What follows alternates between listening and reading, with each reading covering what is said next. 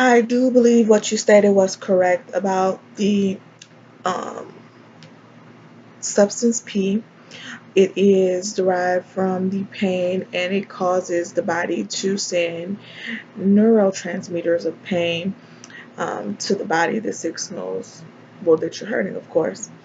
I do believe that it does have a connection with fibromyalgia as well, just because fibromyalgia is the widespread of muscle pain and tenderness.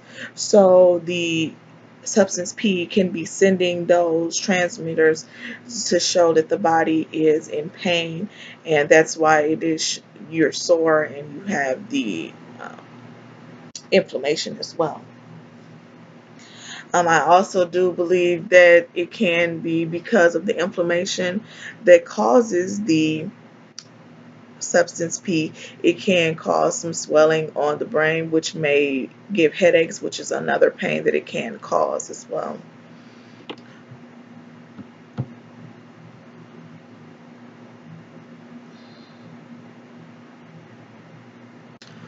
What I do agree with as well is that it is a chronic illness. I believe it's something that happens often, and like you stated, there is no root cause for the diagnosis. I feel like there's nothing that you can just pinpoint to stop the diagnosis and change it or revert it back.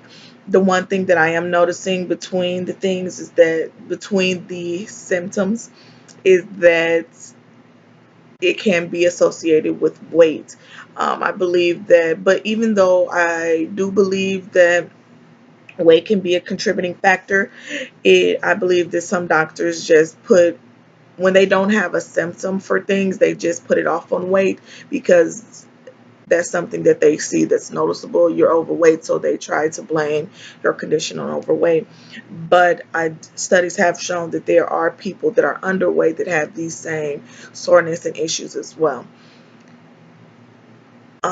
What I do also agree with is that, like I said, it is a chronic illness, but I just have to figure out what illness it is. I don't believe that it's something that I do believe it's something that most people have. I believe it's an issue that is widespread and that a lot of patients can relate to different symptoms, but we just have to figure out what it is to pinpoint it to see if we can treat it and stop it.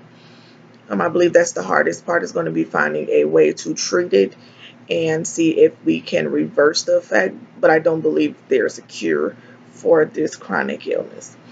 The information I got my resources from is NCBI and Mayo Clinic.